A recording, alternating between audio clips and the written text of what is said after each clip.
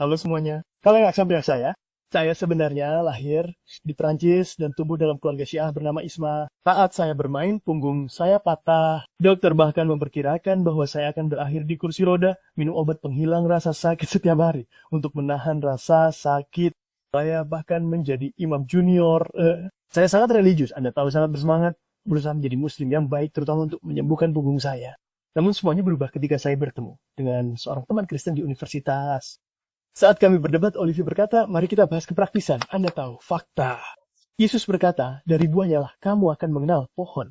Jadi lihatlah buah dalam hidup Anda. Maksud saya, Anda berdoa kepada Allah setiap hari tetapi tidak ada yang terjadi. Jadi mungkin Allah tuli.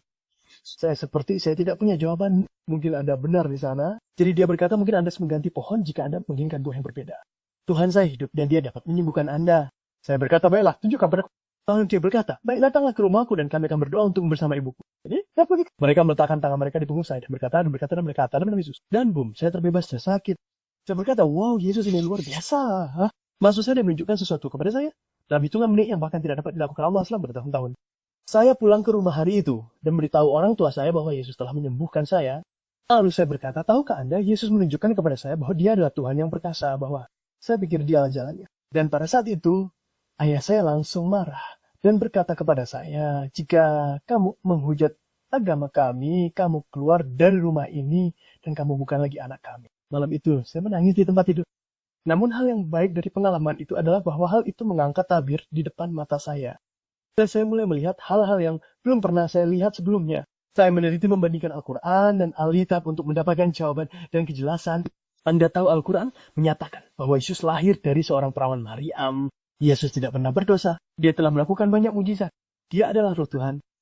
Dalam Al-Quran, saya bahkan memiliki referensi 4171 yang berarti Roh Tuhan. Al-Quran menyatakan bahwa Isa Al-Masih adalah Al-Masih tidak hanya 1 kali, tetapi 11 kali. 1 kali, 11 kali. Dalam Al-Quran, saya akan mengatakannya lagi, 11 kali. Bukan Muhammad, tetapi Yesus. Dan saya bertanya pada diri sendiri mengapa Yesus memiliki posisi itu dalam Al-Quran yang bahkan tidak dimiliki Muhammad.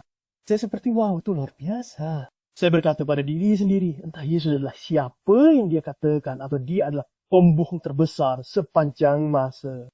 Dan saya menyerahkan hidup saya kepadanya di gereja. Dan 1 tahun kemudian, ayah saya didiagnosis menderita kanker. Dia berkata dia ingin kami berdoa untuk kesembuhannya. Maka istriku berkata, hanya Yesus yang hidup. Dan ketika kami berdoa, kami tahu bahwa kamu akan disembuhkan.